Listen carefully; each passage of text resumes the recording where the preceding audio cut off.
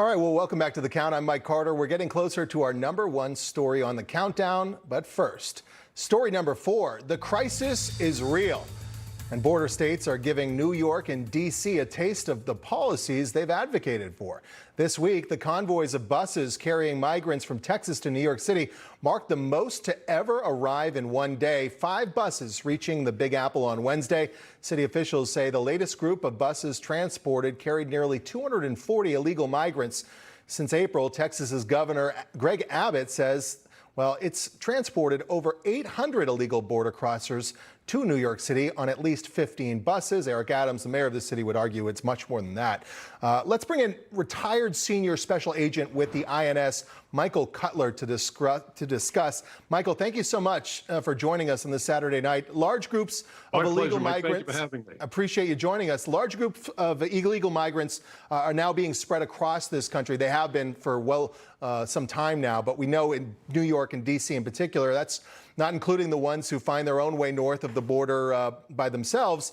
How long can the Biden administration get away with their base just trusting their stance on immigration? It doesn't seem to be working out right now. If you talk to the mayor of New York City or even D.C., they seem a little upset with what's going on. It's all a charade. Okay. I coined the expression during a bunch of my congressional hearings that every state is a border state, not because illegal aliens simply leave the border area and head north, but because every state has a means of access to the United States. New York, for example, hits the trifecta. The Canadian border at the top of New York State. We've got seaports. We have international airports.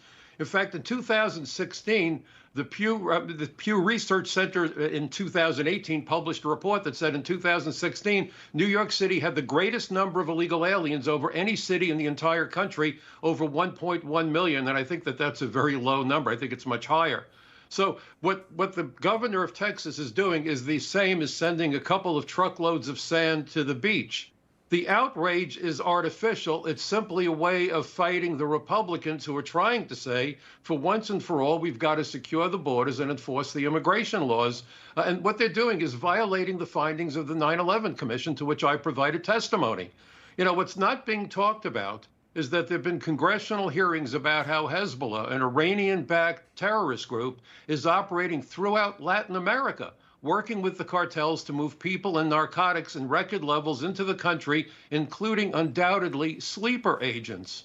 So when you look at what's going on and the idea of hiring more Border Patrol agents, I'll tell you what they really need to hire is more ICE agents. We only have about 6,000 ICE agents for the entire country, and most of them, especially under Biden, aren't doing immigration work.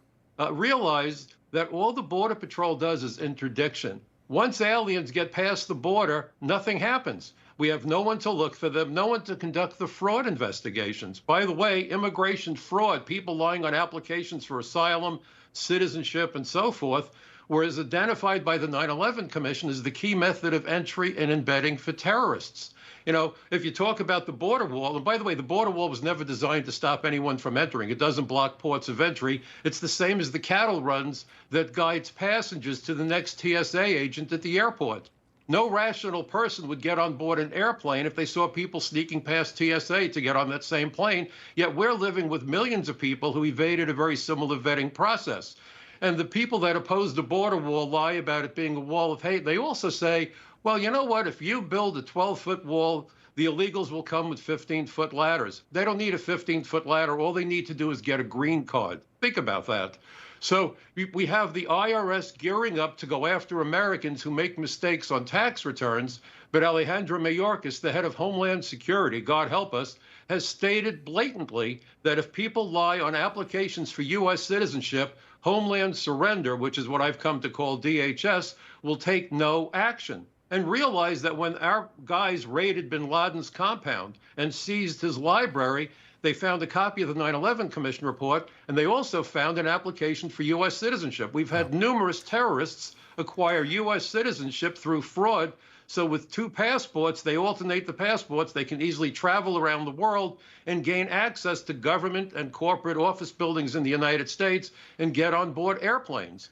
The entire immigration system lacks integrity because for far too long, politicians on both sides of the aisle have purposely ignored interior enforcement, because if you do interior enforcement effectively, you will not only arrest illegal aliens, you will also figure out who the crooked employers are and who the crooked attorneys are who are facilitating conspiracies to get green cards for criminals and terrorists. Countries have borders for a reason. It's about a lot more than just the Border Patrol. I think it's important for your audience to realize that. Definitely. Michael Cutler, appreciate it. We have to leave it there. Thank you so much for your time tonight.